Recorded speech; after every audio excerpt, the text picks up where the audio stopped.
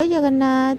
गाँव आसला बेले मुझे कही इम्पोर्टाट कम गोटे थिला कान्हार तो आम से कम ही आज बाहरिलु। ठीक गेट पाखे मिल जाता गोटे ता सांगटे सांग माने कौन सी तो जहाँ को देखिले भी खुशी देखुना कुकुर छुआ मनीष जहाँ को भी देखिले तो तार हस बापांकर हस देखा तो मुस्किल किंतु तांको पुआ जन्मरू हसी चलती सब हसु था खुशी था से घर पाखर गोटे मंदिर थिला तो आम से मंदिर को लेके जाइए गोटे एत वर्ष हो मंदिर पाखर जो पोखरी थिला से पोखरी पानी फुल होगी मंदिर ऊपर को उठी आसला टे नना गेल करदे और नना बहुत खुशी हंती देखिले